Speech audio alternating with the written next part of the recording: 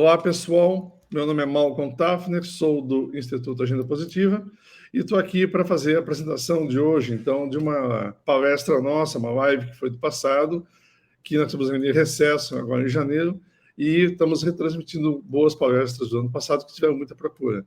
Essa é a palestra de hoje, Aprendizagem na Sala de Aula Digital, do professor doutor Fausto Camargo. É uma palestra que vem na linha que a gente está apresentando as últimas lives aí, que trazem a temática da educação e a aprendizagem, mais especificamente. Boa palestra a todos. A gente, no final, volta aqui para falar sobre a emissão do certificado. Boa palestra, pessoal.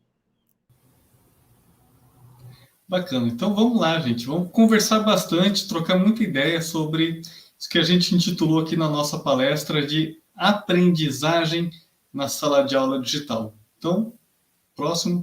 Esses são os dois livros que a gente havia comentado agora há pouco, né? O primeiro livro, A Sala de Aula Inovadora. Fico feliz que pelo depoimento.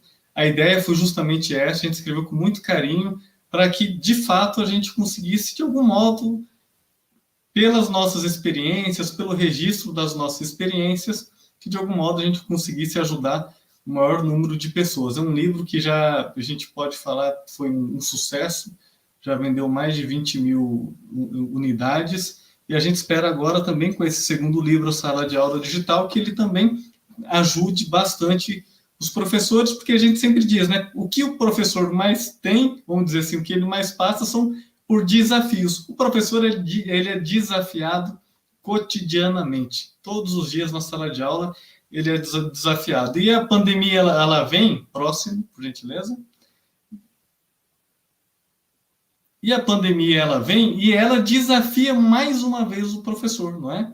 E aí, quando vem o Covid, eu gosto dessa imagem porque ela representa muito o que a gente vivenciou em 2020. Eu brinco, né? Porque eu falo 2020, 2021, 2020 ainda não acabou. Não é porque a gente ainda está aí usando máscara, com um pouco de restrição, limitações, etc. E a gente continua sendo, nós, professores, continuamos sendo desafiados nesse novo momento, nessa nossa nova rotina. Uma vez fomos para o remoto e voltamos, integramos, não é? E estamos aí sendo super desafiados. E o que mais mostrou essa pandemia, quando eu olho, é que esse negócio de se pensar em modalidade, é distância, é presencial, é isso ou é assado, isso hoje, para mim, eu vejo que pouco importa.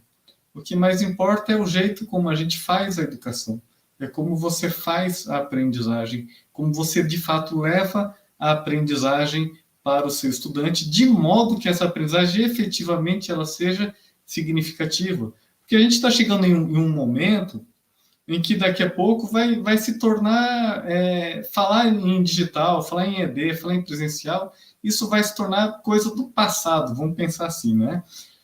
Porque, inevitavelmente, a gente usa cada vez mais recurso, né? Eu vou para a sala de aula física, poxa, uso um monte de recurso digital. Uso plataformas EAD, etc. Nossa, tem muito recurso bacana que está indo para a presencialidade.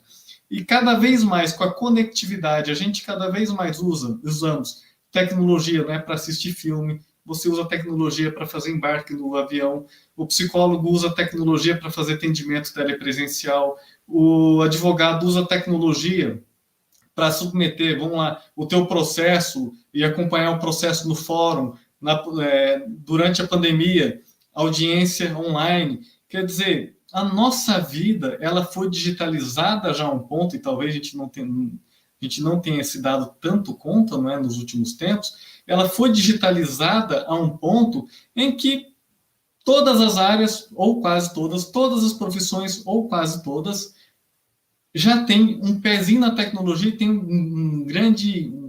uma grande fatia na digitalização. E com a educação, essa transformação não poderia ser diferente. Se em todas as áreas, né, de gestão, de negócios, profissionais, a gente já vê tecnologia influindo, com a educação não vai ser diferente, e isso vai acontecer cada vez mais. A pandemia apenas acelerou, mas eu gosto de falar, né, ela acelerou e deu oportunidades tremendas para a gente repensar a educação, para a gente potencializar e para a gente levar mais a aprendizagem para a sala de aula. Por favor, o próximo.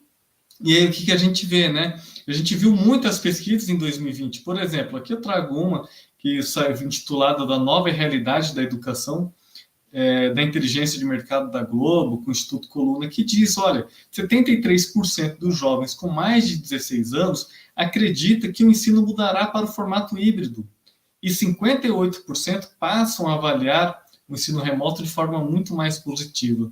Então, o que a gente vê? A gente viu que, num primeiro momento, quando entrou, houve uma resistência, mas à medida que aquilo persistiu, aquela resistência foi quebrada e surgiu uma nova experiência de aprendizagem, que a gente fala é um formato híbrido. Alguns falam, não, uma nova modalidade de ensino. Eu não gosto nem de chamar uma nova ou uma velha modalidade ou fazer essa dicotomia e separar as duas. É ensino, é aprendizagem. E aí, mais do que isso, né, cada vez mais a gente vê que o jovem procura por um formato de trabalho à distância, que eu chamo de anywhere office. Para mim, home office é coisa do passado. Gente, anywhere office, posso trabalhar de qualquer lugar. E isso vai ser cada vez mais comum. Se eu posso trabalhar de qualquer lugar, por que eu não posso aprender de qualquer lugar? Onde que pega? Onde que dá a diferença nisso, né? E aí, outro estudo, chamado Sala de Aula de 2030, o Aprendizado para a Vida, a Tecnologia Indispensável, um estudo da Microsoft com a Education Practice, da McKinsey Company, evidenciou duas coisas bem bacanas, tá? A primeira é que professores aceitam a necessidade de mudança. Puxa, isso é super legal. Que há, às vezes, um discurso, né? Olha, o professor não quer mudar, o professor ele é tradicional. Os professores, 67% concordam que podem mudar, que querem mudar e que a aprendizagem pode ser personalizada.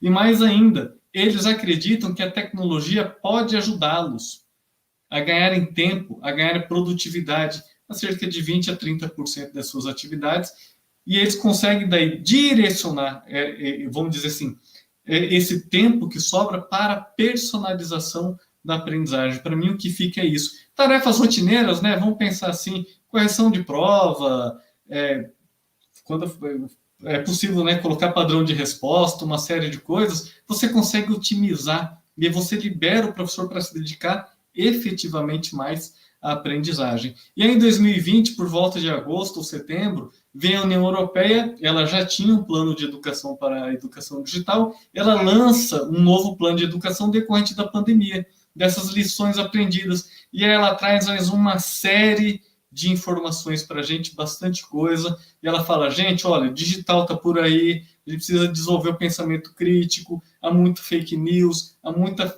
informação falsa na internet, e o nosso estudante hoje, ele precisa aprender a pensar digitalmente e ele precisa desenvolver o raciocínio, porque senão daqui a pouco a gente vai ter na internet que é uma fonte de repositório de informação muito grande, mas a gente não vai conseguir distinguir as coisas, como hoje a gente já vê isso acontecendo, né, em várias áreas aí que não vamos entrar aí, não é o tema da nossa palestra. Próximo, por gentileza. E aí, o que a gente vê, gente? Agora o conceito, né? A gente entender, então, o que é essa sala de aula digital. Isso é bacana, porque, às vezes, quando a gente remete ao conceito de sala de aula digital, ou a gente pensa sala de aula digital, as pessoas só pensam no uso de aplicativos, uso de ferramentas, né, uso de recursos tecnológicos, e a gente pode falar que vai muito além disso. Por quê? Porque, primeiro, quando a gente fala de sala de aula digital, nós estamos falando do desenvolvimento de um conjunto de atividades previstas, que sejam articuladas, que sejam mediadas com o uso de suporte tecnológico. E aí sim a gente vai ter uma interconexão, otimização de processo, que vai justamente favorecer e intensificar o desenvolvimento de competências, o desenvolvimento da aprendizagem dos estudantes e de todas as áreas da instituição. Mas por que então sala de aula digital? Porque sala de aula é o espaço onde a gente aprende. Nada mais do que isso. Se uma sala de aula é o espaço que eu aprendo, você pode falar, ok, 50 anos atrás, 40 anos atrás, 30 anos atrás, eu poderia pensar essa sala de aula como um espaço físico com paredes, porque era lá que efetivamente o estudante se dirigia e lá ele aprendia. Mas quando a gente extrapola isso, a gente vê esse monte de de recurso, né? A gente tem ambiente virtual de aprendizagem, nós temos sala de aula virtual, que eu gosto de falar, sala de aula virtual é diferente de sala de aula digital. Isso aqui a gente pode falar, olha, nós estamos numa sala de aula digital, não é? Fazendo algo ainda, né? Fazendo uma palestra, sendo otimizada por um recurso que é tecnológico.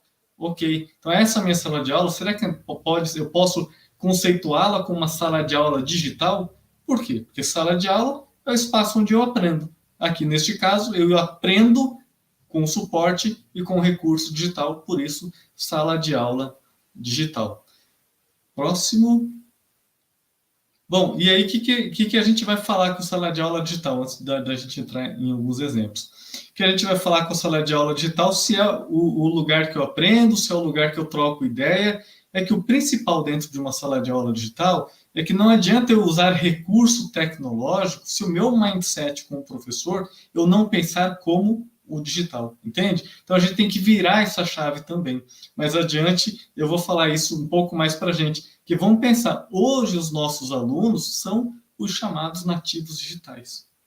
É aquela galera que já nasceu em 2000, 2001, 2002, 2003, talvez um pouco mais, não é? Já nasceram plugados na tecnologia. Então a gente precisa entender e atender e assistir a essas necessidades que eles têm. E aí eu trouxe alguns exemplos para vocês, olha, de como quando a gente fala de estratégias em sala de aula digital. Por exemplo, essa é a primeira estratégia que está lá no livro. Esse é um recorte do próprio livro, dele digital, para exemplificar. Uma estratégia chama, olha, aprendendo a opinião com os colegas. Como que eu faço isso? Olha, por exemplo, nada mais é do que coletar diferentes opiniões, diferentes perspectivas por meio de uma consulta virtual.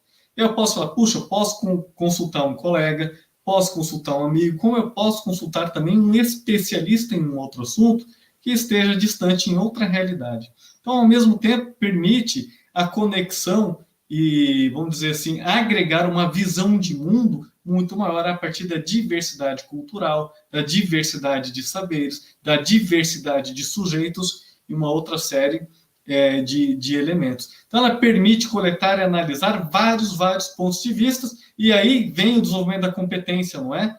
Pensamento crítico, criatividade, análise, síntese, troca de informação. Por quê? Eu posso ter opiniões divergentes, eu posso ter também opiniões contraditórias, mas eu tenho que analisar, não é? Chegar a alguma conclusão, fazer uma síntese, o ideal é que eu escreva. Se eu vou fazer uma consulta a um colega, um amigo, é legal, né? Faz um roteirinho antes, escreve o roteiro, pensa, troca uma ideia, se vai ser em grupo, veja como que isso vai fazer.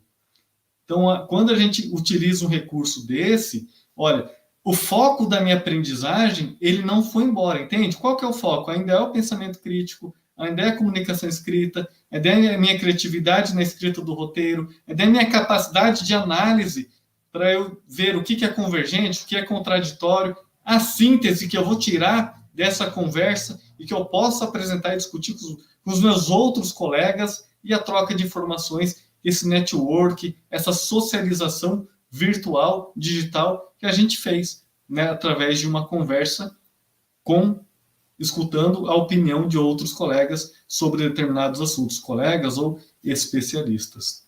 Próximo.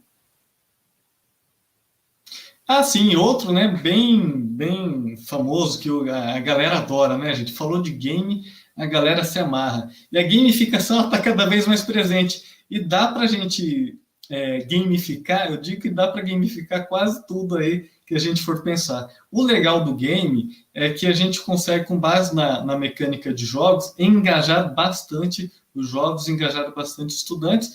Para quê? Para resolverem problemas e melhorarem a aprendizagem. Aí você vai falar, para eu usar game eu preciso de fato, vamos dizer assim, programar, desenvolver um jogo? Não, depende de como você articula e resolve. O que eu gosto de fazer, tá? Um exemplo. Eu gosto de pegar determinado problema e eu vou pensar assim, o que meu aluno precisaria para resolver o problema A? Legal, estou pensando aqui no problema A. Ele precisaria fazer a etapa A, a etapa 1.A, 1.B, 1.C, depois eu vou para a etapa 2, assim adiante. O que eu precisaria que ele fizesse no meio do caminho? Puxa, ele tem que trabalhar em equipe, ele vai ter que pesquisar, resolver informações, pesquisar, procurar informações, ele vai ter que ver se há protótipos, se há experiência disso, se foi bem sucedido, se não foi, enfim. Em cima desses critérios que eu vi que ele precisa fazer, e essa série de elementos, eu faço uma jornada, certo? Quando eu faço essa jornada, eu vou dar pontuação para a jornada. Então, eu vou estabelecer uma série de pontos que ele pode ganhar no decorrer da resolução daquele problema. Aquele aluno que for mais engajado, que apresentar uma solução mais criativa, não é? Que conseguir melhor trabalhar em equipe e atender os pedidos, vamos dizer assim, as etapas que eu pedi para resolver aquele problema, ele tem a possibilidade de ganhar mais pontos. Que um game nada mais é do que isso, né?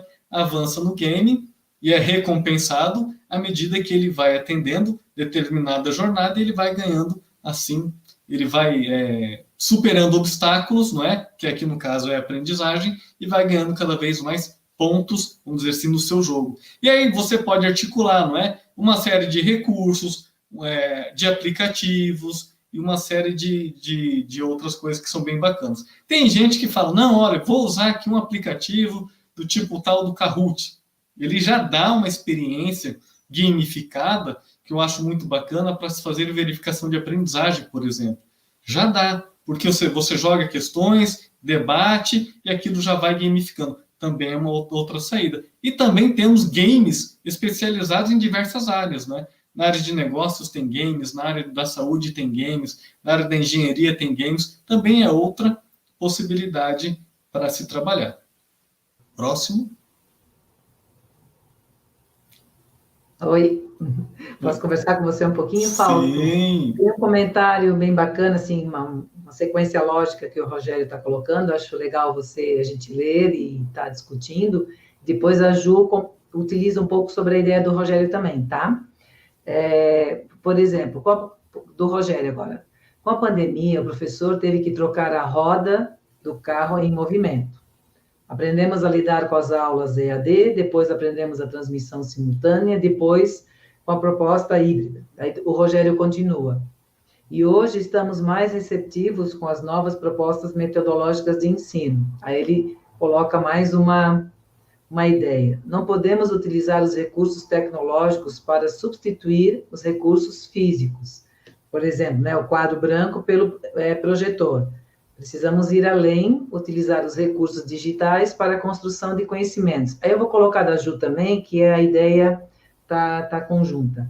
Na sua opinião, as salas de aula digitais, EAD, estão dando resultados bons? Está dando aprendizado? Eu queria que você comentasse um pouco sobre essas ideias dos dois participantes aqui, Fausto. Legal, bacana. Tocou num ponto que ele é fundamental. Quando a gente fala sala de aula digital, e eu falei ali atrás de mindset, quando eu falo tem que mudar o mindset, é justamente isso. Se eu usava quadro branco, eu uso projetor e agora eu uso, mas eu continuo fazendo o mesmo processo e eu não atualizei meu mindset, entende? O meu processo ele ainda é super tradicional. Eu só fiz, vamos dizer assim, substituir um recurso pelo outro, tá? Na minha opinião, Ju, acredito que dá resultado sim. A gente tem que saber, vamos dizer assim, utilizar. Uma coisa que eu acho fundamental sempre é o processo do planejamento. Então, olha, se eu vou planejar uma aula, se eu vou planejar um semestre, a primeira coisa que eu penso é aonde eu quero chegar com a minha aula. O que eu quero desenvolver no meu aluno? Que tipo de problema eu quero que ele resolva?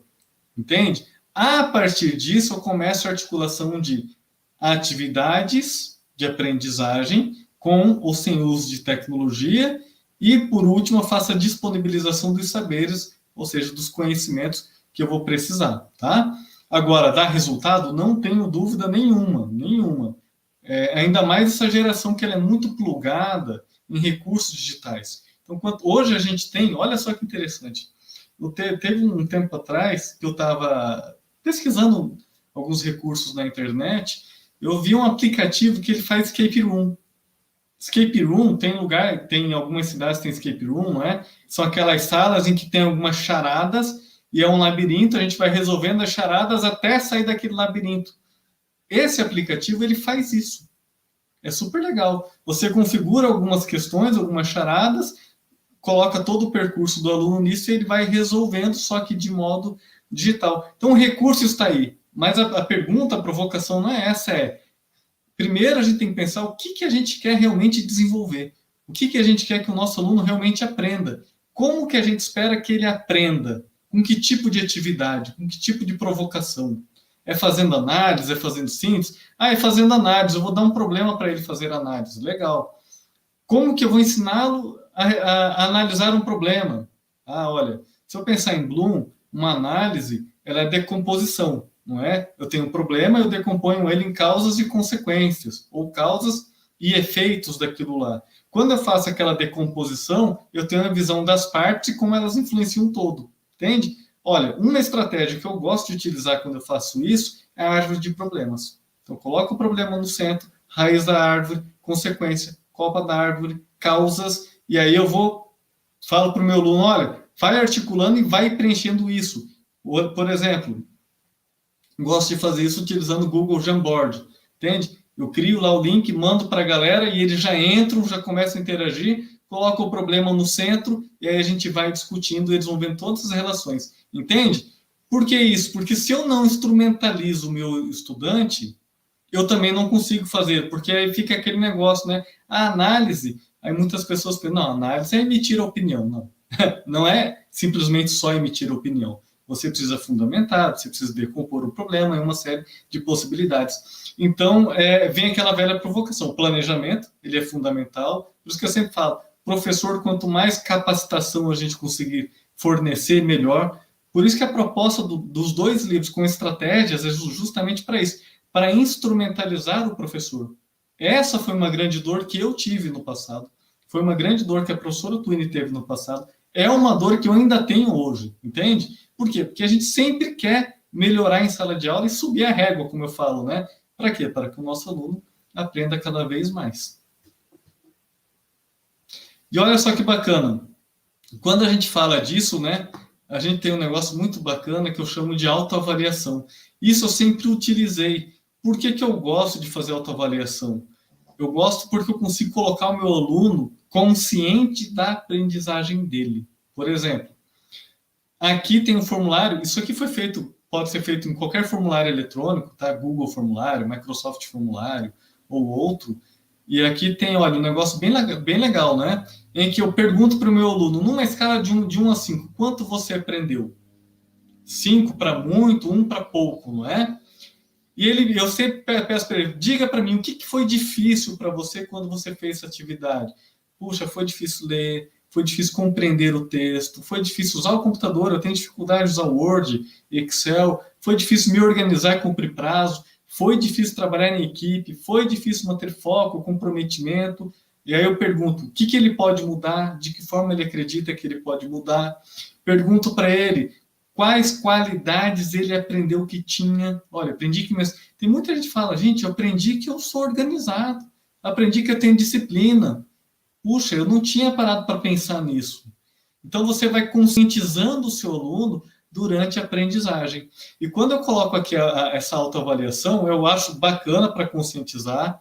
Você trabalha hard skills, você trabalha soft skills. Olha, quando a gente olha aqui, aprendi que minha qualidade é essa, que eu poderia mudar, que eu faria diferente. Gente, estou trabalhando todo o aspecto comportamental com o estudante. E isso, para mim, é fundamental quando a gente está falando do processo de avaliação. A gente fala num processo de avaliação que seja formativa, não é? Em que eu não vou avaliar só no final, mas a cada etapa, a cada dia de aprendizagem, eu posso ir conscientizando o meu aluno, eu posso ir corrigindo a rota, não é? Pela qual ele aprende, a forma como ele enxerga aquele conteúdo e ajudando, de fato, ele. Porque a educação só vai valer a pena quando a gente chega junto do aluno e realmente a gente faz a diferença para ele, porque a educação, aquilo que a gente fala, transforma vidas. Próximo. Aqui é um outro exemplo, tá? Trabalhando a avaliação por pares. Dá para usar aqueles mesmos critérios, como eu coloquei ali em soft skills, né? Olha, aprendi, mas posso também utilizar outros critérios. Olha, aqui, olha, ajudou-me com a pesquisa. ajudou na organização. Poxa, meu colega se mostrou super disponível. Na apresentação, o cara deu um show, achei que foi 5, super cordial, super respeitoso. Liste os critérios, coloque isso numa escala aqui, está numa escala de Likert também, de 1 a 5, né? No geral, como que você avalia o teu colega? É claro que não é simples de fazer numa primeira vez, porque depende de maturidade, na verdade, mas você pode ir provocando, pode ir incentivando e vai conscientizando e realmente, como que a gente pode falar? Estimulando para que o aluno desenvolva cada vez mais maturidade e criticidade, quando ele olha para si e quando ele olha para o colega. O segredo nisso, eu sempre gosto de falar, é um instrumento de avaliação bem elaborado, bem redigido, não é? De maneira, por exemplo, em que ele olhe para o colega, para si, com um copo cheio, não é? Vamos olhar procurando a solução do problema. Não é olhando para o problema e me afundando no problema, entende? Mas vamos olhar procurando a solução do problema. É muito diferente e muda muito a perspectiva, muda o mindset, muda a forma e a nossa mentalidade e do nosso estudante, porque a gente começa a desenvolver vamos dizer assim, uma série de sinapses, não é? Diferentes, em que ele pode olhar para si, pode olhar para a aprendizagem, para o colega e assim por diante. Então, é um ganha-ganha muito bacana de se ver. Próximo. Sim, aqui tem outra estratégia pedagógica de aprendizagem, né? Isso aqui foi feito na época utilizando o Socrative, tá? O Socrative, assim como o Kahoot, ele é um aplicativo que te permite colocar questões, tá? De múltipla escolha, verdadeiro e falso, qualquer outra, e aí você pode... O que eu gosto de fazer? Eu vou discutindo, questão a questão, no começo de aula. Então, às vezes eu pego uma determinada aula, eu vou falar assim, puxa, nos primeiros 30 minutos dessa minha aula, eu quero ver como que os meus alunos estão. Se eles fizeram sala de aula invertida, se eles estudaram em casa, será que eles entenderam realmente aquilo lá? E aí eu jogo algumas questões e vou debatendo questão por questão. Qual que é a minha ideia? É justamente eu medir o quanto meu aluno aprendeu ou não e corrigir ali o que eu preciso corrigir para lançar o desafio logo na sequência. E eu tenho mais ou menos uma régua assim, olha, se 70% da sala for bem, eu falo, cara, aprendeu legal. Se eu vejo que menos 70% foi mal, aí eu reforço cada conceito, reforço cada lacuna, à medida em que eles vão respondendo as questões, para que, naquele tempo previsto, daquela primeira atividade em sala, eu consiga corrigir o que eu preciso para entrar na aplicação, tá? Para aprofundar naquilo que eu preciso naquele dia, naquela atividade de aprendizagem. E depois, o Socrative ele é legal porque ele te dá esse placar, né? Ele te dá esse ranking. Aí está oculto os alunos, né? Mas com percentual de acerto com cada um, onde cada um acertou, onde cada um errou. Com isso, você, professor, tem uma noção mais clara do perfil da sua turma, do perfil individual de cada aluno. Então, te dá uma métrica, vamos dizer assim, para a gente repensar, ou melhor, é aquilo que eu gosto de falar, da gente fazer realmente a gestão da aprendizagem. Porque, olha, nós estamos falando de uma aprendizagem em que o professor ele deixa de ser reprodutor de conteúdo, né? Deixa de ser simplesmente um transmissor de conteúdo, porque isso o EAD já faz muito bem, não é? A gente tem vídeos, textos, tem muita coisa na internet que já faz isso muito bem. Mas a gente precisa, de fato, entrar para valer aonde? Para fazer a gestão da aprendizagem. Vamos ver onde o aluno acertou, como que ele pode acertar mais, onde que ele errou, como que a gente pode corrigir, para a gente seguir todo mundo junto, cada vez aprendendo mais. Próximo. E é aquilo que a gente fala, então, né? Quando a gente chega a isso, a gente vê essa sinergia. A sala de aula digital é bacana por conta disso. Porque quando eu trago para a sala de aula uma série de recursos digitais, o que eu faço? Eu consigo ganhar sinergia do físico, vamos dizer assim, do offline com o online e potencializar essa aprendizagem do estudante. Eu consigo fazer gestão de estratégia de aprendizagem, consigo fazer a gestão da aprendizagem, consigo ter uma série de indicadores, consigo dar feedback, ou fazer ciclos de feedbacks diferentes, e aí a gente vê uma otimização da aprendizagem e que a gente se libera de tarefas operacionais rotineiras, e a gente vê o professor, então, assumindo novos papéis. Eu sempre falo assim, as pessoas falam, não, a tecnologia, né, vai substituir o professor. Gente, vamos ver, vamos olhar com calma isso, não é? A tecnologia, na verdade, ela está dando outros papéis para o professor. O professor agora ele tem a oportunidade de gerenciar a aprendizagem. Ele tem a oportunidade de ser mais curador do conteúdo, selecionar o conteúdo. Ele tem a oportunidade de vivenciar, vamos dizer assim, e trazer e atuar numa série de aspectos da aprendizagem que ele não tinha antes. Ele pode se preocupar mais ainda com a avaliação formativa, com feedback, com o ensino personalizado. Libera o professor para personalizar mais a aprendizagem. E isso é muito bacana, porque isso tem um valor, depois no final, que você muda a vida, você transforma comportamentos, você transforma pessoas em um ponto em que, numa produção industrial, vamos lá, com aquela sala de aula tradicional, com 50 a 100 alunos, a gente não consegue. Então, a tecnologia está aí para isso, para ajudar a gente, ajudar bastante a entregar cada vez mais educação com qualidade. Próximo. Oi. Podemos conversar, Fausto? Sim. Ah, bacana. Fausto, antes de a gente conversar um pouquinho, debater até umas ideias aqui também do Rogério novamente, eu queria te passar, assim, olha só que bacana.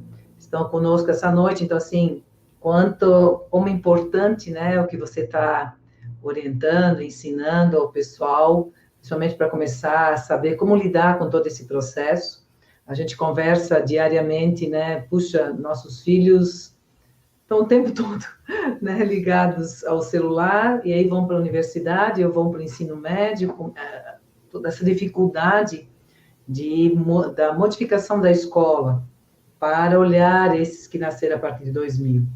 Então, os meus filhos nasceram em 2002, 2003, então são bem dessa geração, e a gente tem acompanhado. E aí, você falou de Escape Room, e tem agora um filme sobre, então, passaram por essa experiência, né, vivenciaram o Escape Room lá nos Estados Unidos, depois usaram o jogo também, e depois foram ao cinema. Então, como eles fazem essas ligações, e a gente, às vezes, na escola perde essa oportunidade. Então, eu queria te passar assim, ó, olha só os estados que estão conosco, e também 2 países, o Brasil, né, com seus estados, e Portugal também está conosco essa noite, e dos estados, Fausto, São Paulo, Goiás, Rio Grande do Norte, Minas Gerais, Pernambuco, Rio Grande do Sul, Paraná, Bahia, Espírito Santo, Rondônia, Ceará, Alagoas e Rio de Janeiro. Então, norte a sul, leste a oeste, todo mundo aí querendo aprender, né, com você nesse momento. Eu vou colocar do Rogério aqui, porque você falou algo que pega bem no ponto, né, para mim, como professora, a oportunidade de quando você faz aquela sua autoavaliação, né, o que você faz, as questões, você analisa os resultados, e aí você planeja a aula e está vendo as lacunas nesse momento, é a importância do olhar por que o aluno errou. Então, a gente está numa era digital, mas as construções, elas se dão da mesma forma, quer dizer, a partir do erro do aluno, que não é erro, né, ele só mostra em que ponto ele está naquele momento, e aí você, com a sua mediação, usando o material digital, porque eles são dessa geração, você pode estar aí auxiliando a aprendizagem. Eu queria que você comentasse um pouco sobre isso. E o Rogério coloca também, ó, esse processo de autoavaliação auxilia o professor a replanejar as suas ações. Então, eu tinha acabado de falar sobre o erro, né? Como também ajuda os alunos na tomada de consciência para perceber o que já aprenderam. E o mais bacana é que o erro não é erro. Nunca foi, né? Sempre quando você não respondeu o que estava sendo esperado, é até onde você chegou na sua construção individual. Então, a importância do professor olhar, puxa, a Juliane chegou até aqui. O que falta para ela e que estratégias eu vou levar para que ela alcance? Ou os seus amigos, um vídeo, né, uma outra atividade, um livro, uma análise, para a Juliane, aquele aluno, né, avançar ali no seu conhecimento. Então, eu queria que você conversasse com o pessoal um pouco sobre esse aspecto, aprofundasse um pouquinho mais. Você tocou em alguns pontos, Juliane, fundamentais, não é? eu costumo falar que esse negócio de avaliação é uma bobagem, né? Porque, assim, cria uma pressão, vamos dizer assim, no aluno, que é, puxa, por isso que eu falo, quando eu trago um recurso desse, eu faço brincando com ele isso daí, não é? Eu divido um espaço, um momento da aula, em que eu faço, eu jogo o formulário, vamos lá, galera, vamos aqui, e a gente vai com leveza, porque com leveza a gente consegue chegar aonde a gente precisa, que eu gosto de falar, de oportunidades de melhoria de aprendizagem. Porque o erro, realmente, é aquele negócio, né? Vou olhar para o problema, eu vou olhar para a solução. Né? Vamos olhar para a solução, porque não existe erro. Até porque, se a gente começar a olhar para erro, todos nós erramos. Às vezes nós erramos como professores. Eu falo, gente, qual professor que nunca errou como professor? Vamos lá, não é? Que chegou em casa e falou, puxa, não pisei na bola hoje, ainda bem que não perceberam, eu não devia ter feito aquilo. Gente, acontece todo mundo. Então, a gente tem uma cultura também, às vezes, muito punitiva, de olhar as coisas e olhar com uma visão punitiva, não é? Não, não é. É oportunidade de melhoria. E quando eu enxergo isso com oportunidade de melhoria, articulo com esses recursos, como a gente deu exemplo, puxa, a gente passa a ter aprendizagem, vamos dizer assim, mais na nossa mão, não é? Já que a gente está falando de gestão, de uma gestão de uma aprendizagem.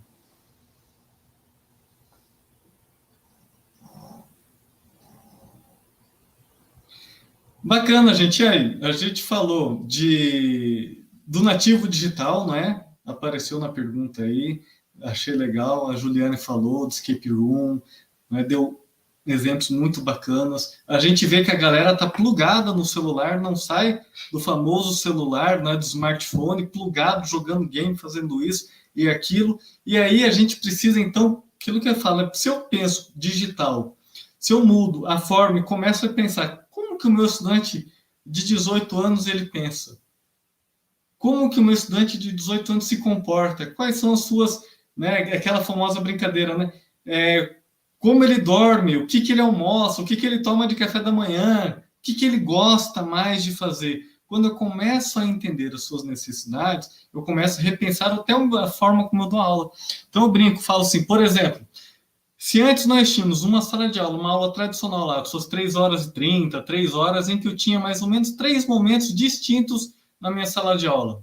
Um exemplo, tá? Vou entrar hoje na sala de aula, vou discutir um caso com os meus alunos. Aí vem aquele professor, pegava aquelas xerox, né? Distribuía os casos, formava o grupo, falava, galera, 1 hora aí, 1h30 e resolve isso aí.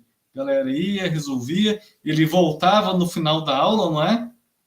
E discutia aquele caso com todo mundo. O que eu estou querendo dizer? Que ele dividia sua aula em 2, 3 momentos distintos. Agora, eu não consigo fazer isso hoje. A gente tem tanto input, tem tanta informação na internet, que fica muito fácil da gente dispersar. Então, olha, se antes eu dividia uma aula em 2, 3 tempos, agora eu faço em 7, 8 tempos, em 7, 8 etapas mais curtas, de 10, 15 minutos, de 20 minutos. Então, eu trago um problema, contextualizo, falo, galera, e se fosse assim? Pensam, 5, 10 minutos, discuto em grupo, volto, socializo com todo mundo, ou abro um quadro virtual, joguem as ideias do que vocês acharam aqui no quadro virtual, e a gente tem vários, né? Vários recursos. Faça uma nuvem de palavras, galera, vamos aqui, ó, joga lá o Mentimeter, né? Vamos aqui o Mentimeter, digam para mim o que vocês acharam dessa primeira questão, desse caso aqui que a gente está discutindo. Joga lá no Mentimeter, forma aquela nuvem de palavras. Quer dizer, você reteve a atenção, entende? Todo momento você desconecta e reconecta, desconecta e reconecta. E aí você começa a engajar mais o seu estudante na medida em que você deixa ele com mais atenção e foco naquilo que você está trabalhando naquele momento. E aí você consegue também combinar muito mais, não é, o offline com o online, que também é uma boa medida. Eu vi, por exemplo, uma experiência de um professor de história que eu achei fantástico. O que ele fez? Como ele sabia que não conseguia reter muito a atenção do seu aluno, ele criou algumas atividades de história em que ele jogava no Google Drive. Olha que interessante. Ele entrava na sala de aula, contextualizava, não é? Jogava aquela atividade no Google Drive, e tinha uma tabela que fazia a análise daquele texto que a turma estava lendo, e tinha uma tabela que fazia aquela análise, a galera preenchia. Então, o que ele estava fazendo? Olha, entrei, contextualizei, jogou o link do Drive, ele saiu, ficou offline. E aí ele acompanhava se a turma estava preenchendo aquela tabela lá no Drive, entende? Porque ele logava lá e ficava vendo o acompanhamento, e ele falava, gente, daqui 30 minutos eu volto, 30, 40. E aí ele voltava, vamos ver se a galera preencheu assim, preencheu assado, e aí ele ia fazendo a discussão daquilo lá, entende? Então, a gente consegue combinar, porque a gente já sabe também que esse cansaço, vamos dizer, já estão chamando isso, né? Esse movimento de ficar muito tempo na frente de uma tela gera o que chamam de cansaço de tela, que exige uma concentração muito grande. E a gente quer que o estudante ele se encaixe numa realidade que é diferente de você ficar 3 horas parado assistindo um professor falando numa tela do que colocar ele 3 horas ouvindo o cara numa sala de aula física. Ali ele troca ideia com o coleguinha, levanta, dá uma circulada no campus, volta. É diferente. Socializa. Aqui, às vezes, não. Então, a gente precisa combinar isso de uma forma que a gente leve e otimize mais essa aprendizagem. Próximo. E aí a gente vai, né, mais uma vez, aquilo que a gente vem falando, não é? Sempre, a gente não pode perder de vista, a gente vai usar recursos tecnológicos, sim, cada vez mais, o mundo já está nos mostrando isso, a gente utiliza em todas as áreas da nossa vida, em várias áreas de negócio, das profissões, então a gente não pode esquecer, a gente vai usar? Vamos, mas para quê? Qual que é o objetivo? Para a gente desenvolver competência nos nossos estudantes. Por que competência? O que é mais sério de tudo, né? Porque nós estamos formando hoje estudantes para profissões que ainda não existem. Então, eu preciso efetivamente que ele desenvolva capacidade de resolução de problemas, capacidade de análise, capacidade de síntese, que ele desenvolva criatividade, que ele articule saberes e conhecimentos, porque conhecimento que é hoje, daqui a pouco ele pode ser outro, né? Porque a ciência é assim, ela evolui, ela traz novos conhecimentos. Então, a gente não pode perder de foco o desenvolvimento dessas competências. E aí sim, não é? A gente faz gestão de estratégia de aprendizagem, olha, para essa competência, qual seria a estratégia mais adequada para que eu consiga, de fato, gerenciar o aprendizagem do meu estudante e potencializar o aprendizado dele. Próximo. E aquilo que a gente fala, tá, gente? Já indo aqui para o final, né? Sala de aula física ou sala de aula digital, gosto muito do termo digital porque esquece barreira física, esquece tudo. Articule o máximo de recursos que você tiver e faça da sua sala de aula um ateliê de aprendizagem. Ateliê mesmo, porque ateliê é um espaço criativo, é um espaço em que a gente coloca a mão na massa, é um espaço em que a gente tem oportunidade para trocar experiências, é um local rico de experiência. Quanto mais a gente conseguir tornar a nossa aprendizagem uma experiência, mais significativa ela vai ser para o estudante na aquisição e na troca de conhecimentos. Por quê? Eu gosto de falar, né? Uma experiência, muitas vezes, ela é carregada de sentimentos, ela é carregada de vivência. E essas vivências, elas vincam na nossa memória de uma forma extraordinária.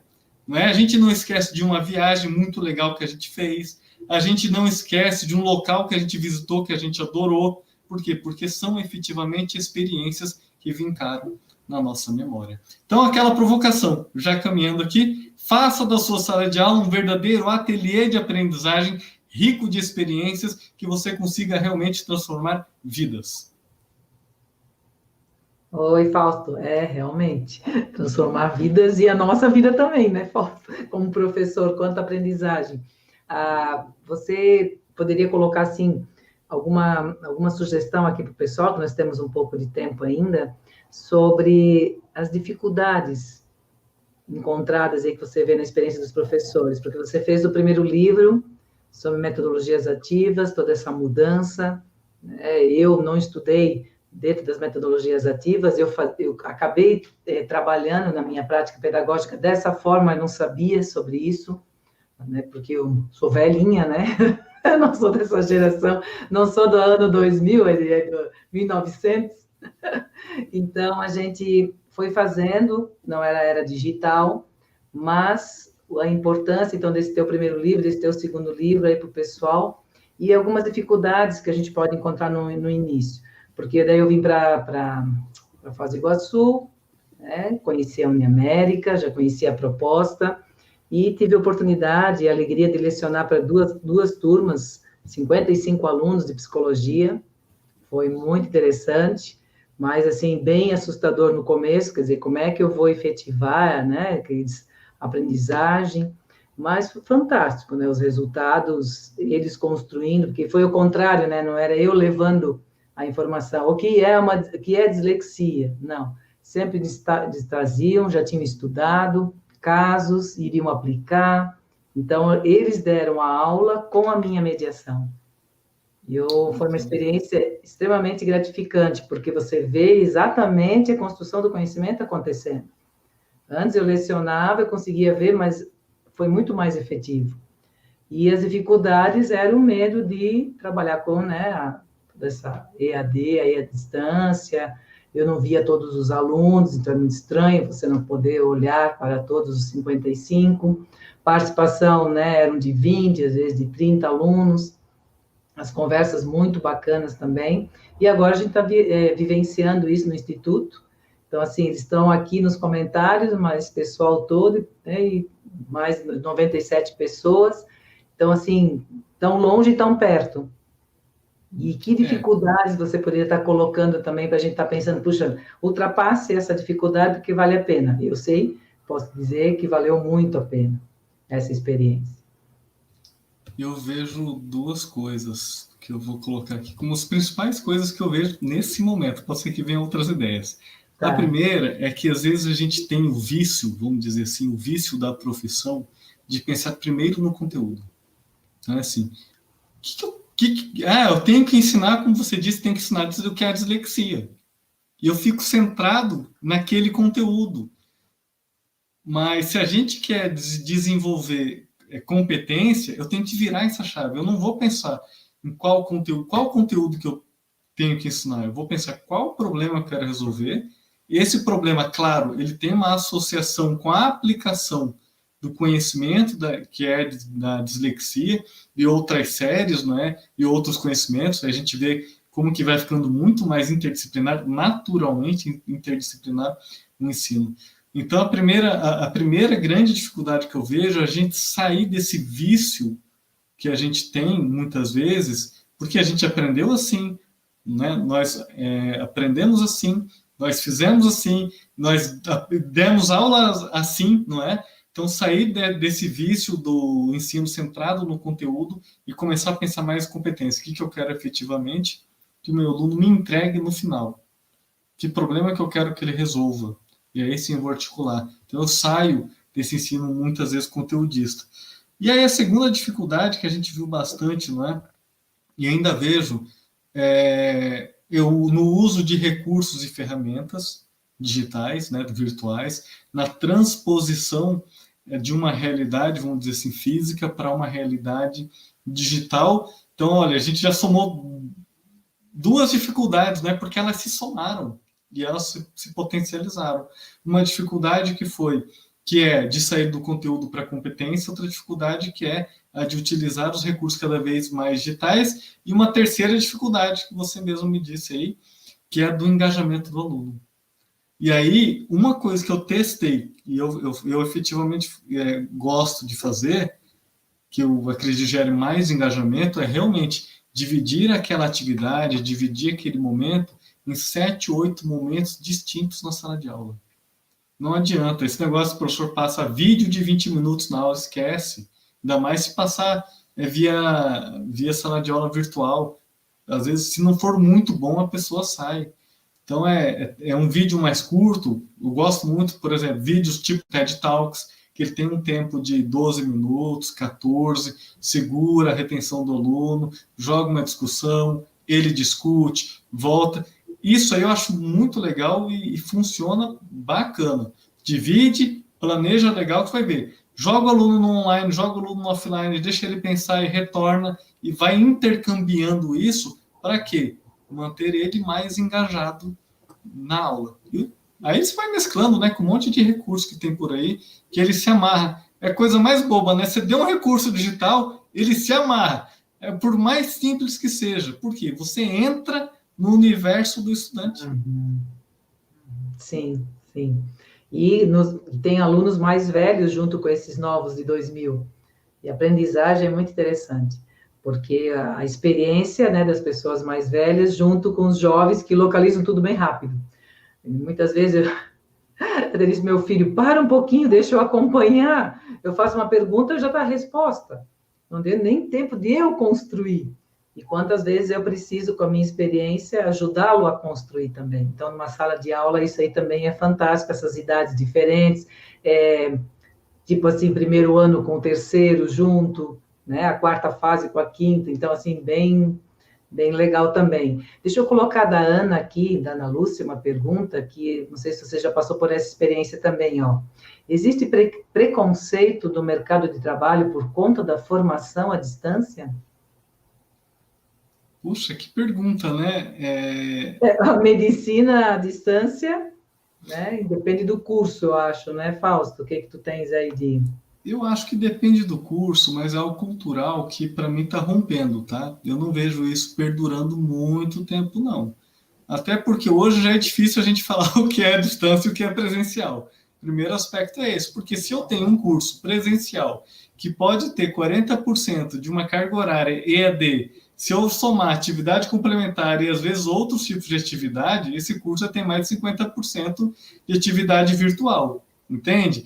E aí eu pego um curso que ele é virtual, que ele pode ter 30% de presencialidade. Se eu coloco mais 10% de extensão, que deve ser presencial, e somar outras coisas, ele também já pode ter mais de 50% de presencialidade. Então, isso para mim hoje já é assim, é algo vencido. E a gente ainda tem um segundo aspecto, né? Terceiro, vamos dizer aí, que assim, no diploma do aluno não sai se o curso dele foi presencial ou se o curso dele foi à distância. Então, assim, às vezes é muito mais bobagem, vamos dizer assim, da nossa cabeça, do que efetivamente é o curso. E olha, eu falo porque eu também sou aluno de curso EAD, tá? Eu faço hoje uma outra graduação EAD e eu me amarro, aprendo pra caramba. Então, assim, é muito mais preconceito, talvez, do que do mercado ou de algumas pessoas, depende da região, da cultura onde você está, não é? Tem determinadas regiões do país que são mais tradicionais, mas, enfim, isso aí para mim é algo que, é como eu falo, gente, se eu olho para o Fausto e olho para o que o Fausto vivenciava 10 anos atrás, em 2011, e olho hoje, 2021, e falo, puxa vida, o mundo mudou para caramba, eu nem imaginava que ia mudar desse tanto tão rápido. Imagina mais 10 anos, gente, vai ser outro mundo, outro universo. Bem, pessoal, espero que tenham apreciado a palestra do professor Fausto. Realmente é bastante interessante a temática da aprendizagem e a neurocognição e tal, tudo isso aí. A gente gosta bastante, a gente traz esse tema muitas vezes ao Instituto. Bom, nós vamos ter uma continuidade dessa temática também com aprendizagem ativa com o professor Rion Braga, no próximo dia 25 de janeiro. Na mesma temática, na mesma pegada de formas diferentes de aprender e de ensinar. É uma palestra muito boa, eu vou recomendar já de antemão para todo mundo. Bom, o que nós temos, então, a emissão do certificado, nós vamos fazer o seguinte, cliquem no link que está na descrição do vídeo ou apontem o celular para esse QR Code, caso esteja assistindo ela de uma TV ou de um computador. Mas clicando tanto no link quanto pelo QR Code, vocês vão chegar na emissão do certificado. E lá vai ser um acesso via Facebook ou Google. É importante verificar o nome e o e-mail, porque aquele nome vai ser impresso no certificado digital e enviado para aquele e-mail. O código para liberação desse certificado é 1240. Vou repetir, 1240. E aí vocês apertam o botão gerar certificado. O que é importante também é que a emissão é gratuita e fica por 48 horas apenas, ok? Dentro do fuso de Brasília. Bom, pessoal, a gente se vê no dia 25, então, com a palestra do professor Rion, e agradecemos a presença e a participação de todos nessa noite. Boa noite a todos.